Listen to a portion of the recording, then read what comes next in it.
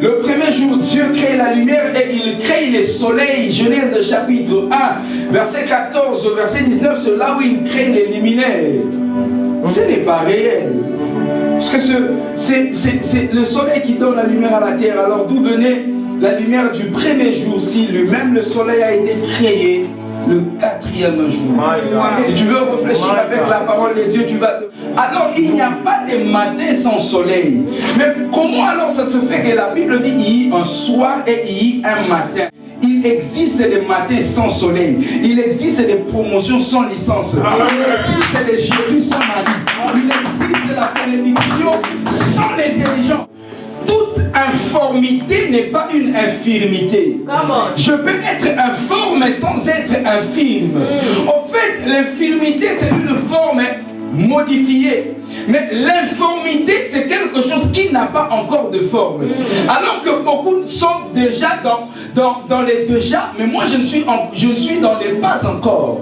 Il y a des personnes qui ne sont pas encore. C'est pas que je ne suis pas riche, mais je ne suis pas encore riche. C'est pas que je ne suis pas béni, je ne suis pas encore béni. Le encore veut dire que l'action est en train de continuer. Et ici, la Bible dit que la terre était informe. Il peut arriver que tu sois informe, mais ce n'est pas infirme. Tu es juste dans une conformité de la loi de la création. La vision te rend différent de ceux qui n'en ont pas. Alléluia. Alléluia. Amen. Pourquoi vous êtes calme, vous me faites peur? Amen. Celui qui n'a pas Dieu n'a pas la lumière. Celui qui n'a pas des yeux ne peut pas savoir où il va et il n'a pas de direction. Être sans vision, c'est être sans direction. Mais dans le spirituel, pour que tu voies bien, il faut que tu aies les yeux fermés. La vision n'est pas ce que l'on voit. Mais d'abord la vision est ce que l'on sent. Alléluia.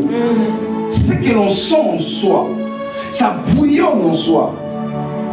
C'est ça qui fait que un homme est grand, un homme de vision, n'est pas impressionné par ce qu'il est en train de voir présentement. Comme Moïse voit les Égyptiens, dans le prophétique, il ne le voit plus. Dieu dit, les Égyptiens que vous voyez, vous ne le verrez plus.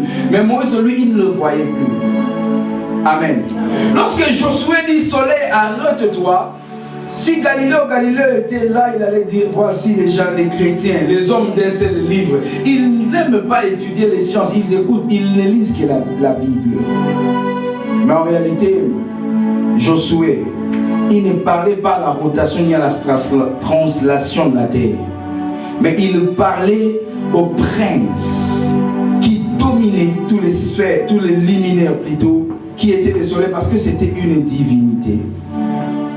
Dans le spirituel, pour que tu aies une vision, tu dois fermer d'abord les yeux. Tu ne dois pas regarder. Tu dois avoir les yeux fermés. Pourquoi? Parce que il y a une différence entre le rêve et la vision. Il y a une différence entre le rêve et la vision. La vision, généralement, elle résulte aussi de pensées comme le rêve. La Bible dit c'est par multitude de pensées qui sont créées le rêve. Ok? Ou en d'autres termes, je dirais, le rêve, c'est ce que l'on voit les yeux fermés. La vision, c'est ce que l'on voit les yeux ouverts.